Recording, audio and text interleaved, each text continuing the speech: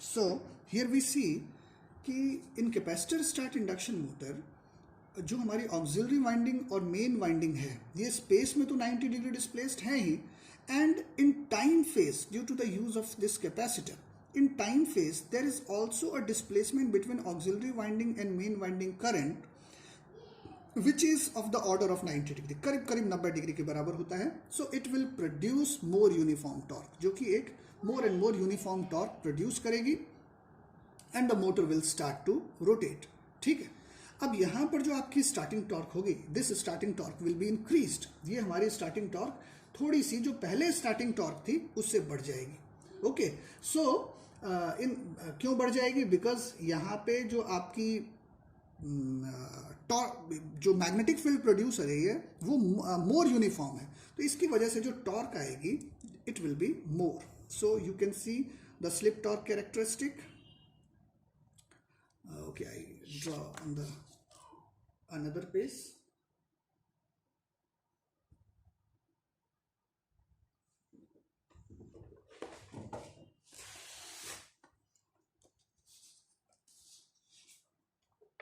So you can see this is the slip torque characteristic.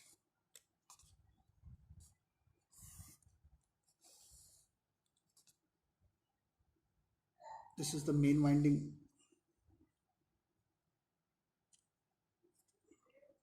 And it will be like this. ठीक है, and auxiliary winding.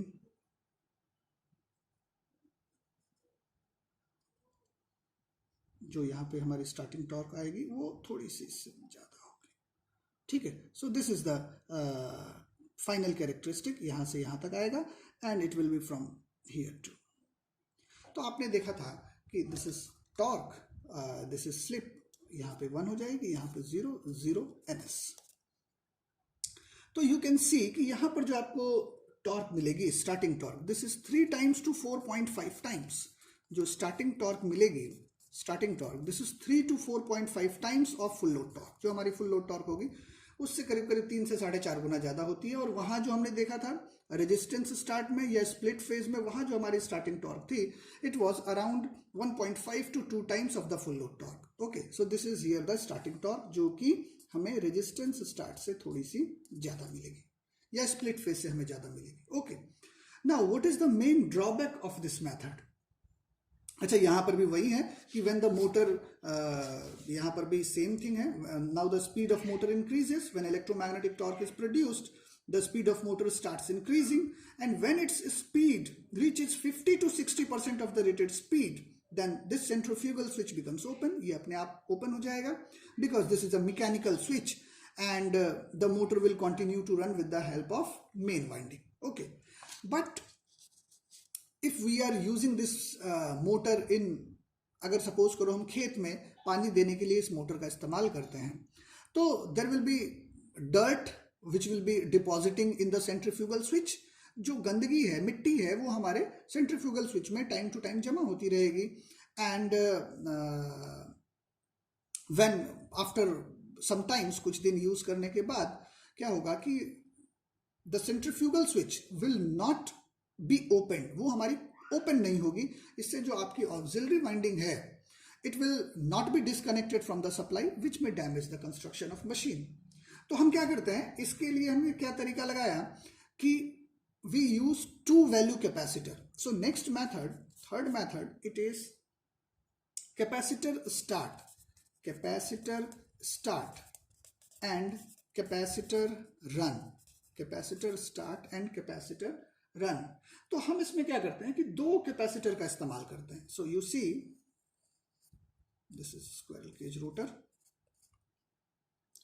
और हम यहाँ पे कुछ इस तरह से, this is main winding, this is auxiliary winding, और इस सेंट्रीफ्यूगल स्विच का इस्तेमाल ना करके हम यहाँ पे 2 कैपेसिटर का इस्तेमाल करते हैं. स्टार्टिंग में these 2 capacitors are connected in parallel.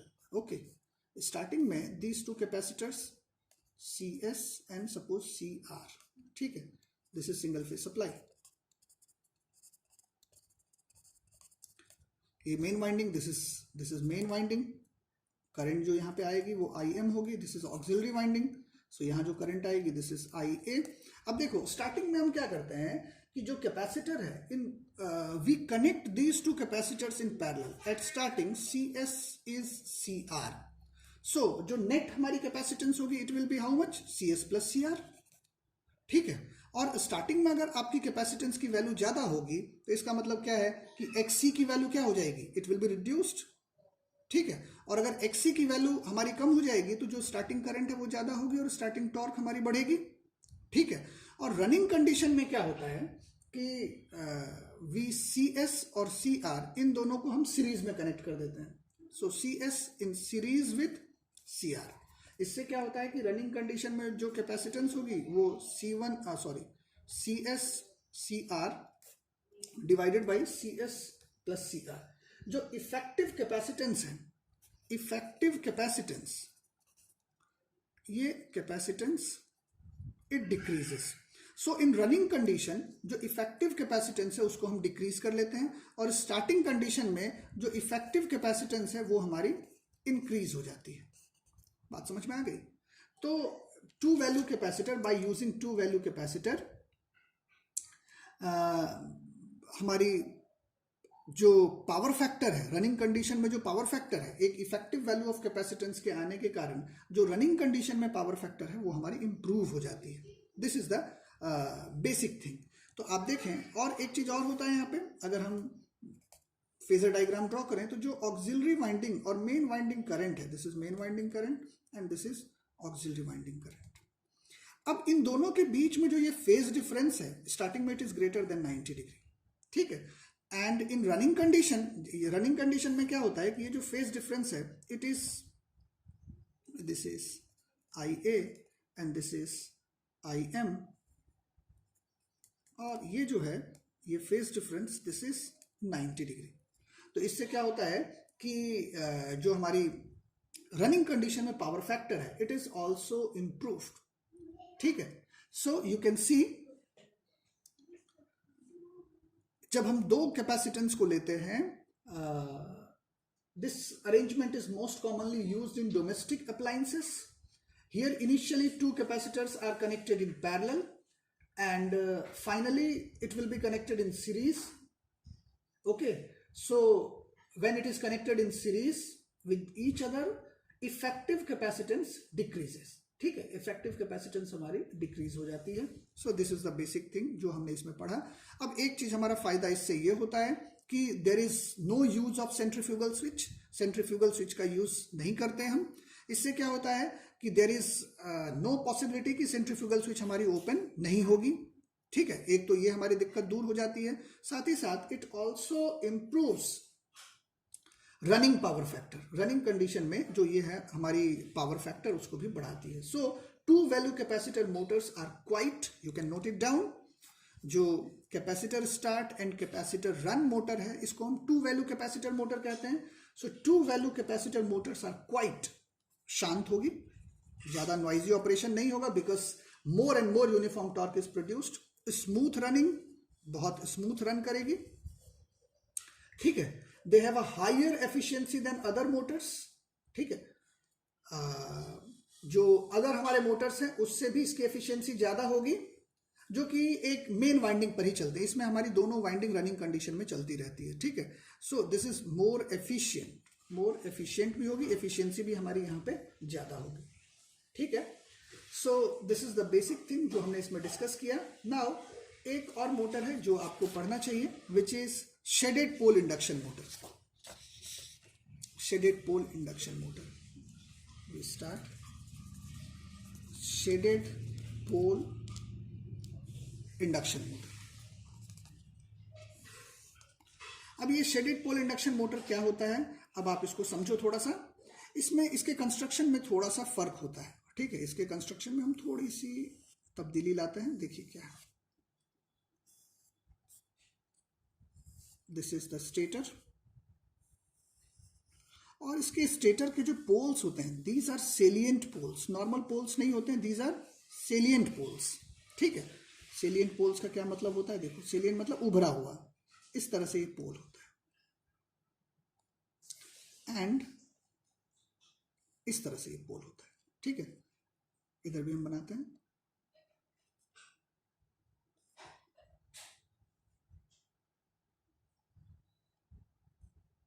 इस तरह से, ठीक है।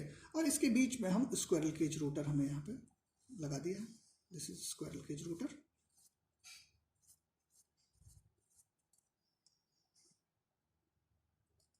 Here there is a copper ring, इसमें हमें कॉपर रिंग रखते हैं, ठीक है। और एक मिनट, इसमें यहाँ पे हम सिंगल फेज वाइंडिंग देंगे, हियर यू कैन ड्रॉ,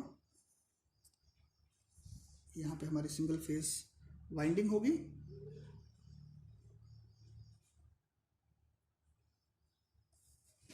इस तरह से यहाँ पे सिंगल फेज वाइंडिंग होगी। और दिस इज, यहाँ से हमारी सिंगल फेज सप्लाई हम इसमें देंगे, this is single phase supply, okay. So this is the construction of, इसमें भी हम स्क्वायरल केज रोटर, मान लो इसका आपने जो शेडेड पोल है इसका नाम आपने ए दे दिया, और यहाँ पर भी ये ए है, ठीक है। अब इसको समझो आप, this is a single squirrel cage motor, sorry this is a single induction motor which is self starting, ये अपने आप में सेल्फ स्टार्टिंग होती है, ठीक है। ये ऐसा सिंगल फेज इंडक्शन मोटर है जो कि सेल्फ स्टार्टिंग होती है। अब कैसे होता है, क्या है, आप इसको you can note it down. इसमें क्या क्या चीज है, it consist of a stator and a cage rotor, simple जो स्टेटर है एंड केज रोटर। जो इसकी स्टेटर है it is made up of salient poles, जैसा मैंने आपको कहा इसके स्टेटर में सेलिएंट पोल्स होते हैं, ठीक है। So its stator has salient poles and each pole is slotted on one side and a copper ring is fitted on smaller part, ठीक है। हम क्या करते हैं, जो इसकी ये सेलिएंट पोल है इसके किसी एक हिस्से पे हम स्लॉटिंग करते हैं, हमने स्लॉट कट किया और उसमें हम एक कॉपर रिंग को हमने यहाँ पे प्लेस कर दिया, यहाँ पर हमने दोनों जगह पे एक कॉपर रिंग को प्लेस कर दिया, ठीक है। ईच पोल इज स्लॉटेड, जैसा मैंने आपको बताया, each pole is slotted on one side and a copper ring is, ये जो है this is copper ring and copper ring is fitted into it, copper ring. Generally single turn ये ring होती है, ठीक है। अब इसको हम, this part is called shaded pole, जो ये हमारा रीजन है इसको हम कहते हैं शेडिंग क्वाइल। ये जो हमने यहाँ पे क्वाइल लगाया है इसको हम कहते हैं शेडिंग क्वाइल, ठीक है। तो नाउ व्हाट हैपेंस, अब इसको आप ध्यान से सुने, when alternating current flows in the winding, जैसे ही आपने सप्लाई दिया है, सिंगल फेज सप्लाई आपने इसमें दिया है, जब अल्टरनेटिंग करंट फ्लो करना शुरू करेगा तो एक फ्लक्स प्रोड्यूस होगी and a portion of this flux, जब ये फ्लक्स प्रोड्यूस होगी, a portion of this flux will interlink in the shading coil, a portion of this flux will interlink with the shading coil which behaves as short circuit secondary of a transformer. This is very important, आप note करते जाएं। When single phase supply is given to the stator, an alternating flux is produced and a portion of this flux, जो यहाँ पे flux produce होगी उसका एक हिस्सा, a portion of this flux interlinks with the shedding coil, जो हमारी ये shedding coil है, यहाँ पर भी जो shedding coil है इसमें जो flux है, कुछ flux हमारी cutting होगी, so it will behave as, जो हमारी ये single turn ring है, it will behave as short circuit secondary of transformer. A voltage is induced in the secondary coil, shedding coil, इसमें एक voltage induce होगी और चूंकि ये शॉर्ट सर्किटेड है तो एक करंट फ्लो करेगी, ठीक है। करंट फ्लो करेगी तो इसकी एक अपनी फ्लक्स होगी। Now here there are two flux, एक तो फ्लक्स हमारी जो अनशेडेड रीजन है उसमें प्रोड्यूस हुआ और एक फ्लक्स हमारी शेडिंग रीजन में, जो शेडिंग पोल है, शेडिंग क्वाइल है, उसमें हमारी प्रोड्यूस हुई। बात समझ में आ गई? मैं फिर से रिपीट करता हूं, हमने इसमें क्या किया, सिंगल फेज सप्लाई दिया, सिंगल फेज सप्लाई देंगे तो एक फ्लक्स प्रोड्यूस होगी, a portion of this flux, कुछ फ्लक्स का ये हिस्सा, it will interlink in the shading coil, जो हमारी ये शेडिंग क्वाइल है इसमें इंटरलिंक होगी। अब शेडिंग क्वाइल शॉर्ट सर्किटेड है, फ्लक्स कटिंग होगी, इसमें ईएमएफ इंड्यूस होगी, करंट फ्लो करेगी और इसकी एक अपनी फ्लक्स होगी। So now here there are two flux, एक तो मेन फ्लक्स और एक हमारी शेडिंग क्वाइल फ्लक्स।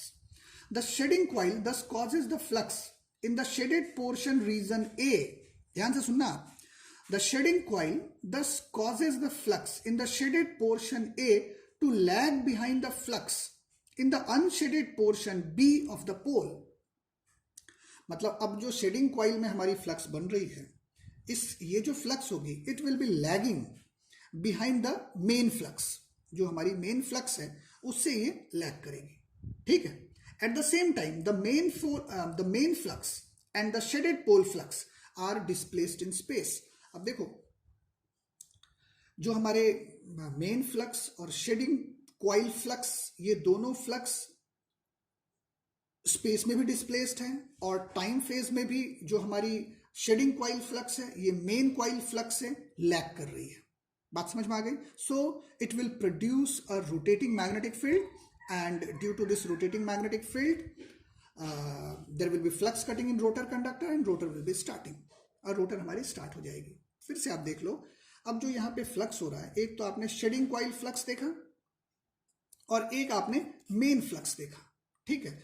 तो एक चीज आपने देखा कि जो शेडिंग कॉइल फ्लक्स है और जो मेन कॉइल फ्लक्स है ये स्पेस में भी 90 डिग्री डिस्प्लेस्ड है और टाइम फेज में भी जो शेडिंग कॉइल फ्लक्स है it lags behind the main coil flux, ठीक है। ये मेन कॉइल फ्लक्स से लैग करेगा बिकॉज जो फ्लक्स यहाँ पे प्रोड्यूस होगी वो अपने लेंज लॉ के कारण इफेक्ट को अपोजेस द कॉज। सो जो मेन फ्लक्स है इसको ये अपोज करने की कोशिश करेगा।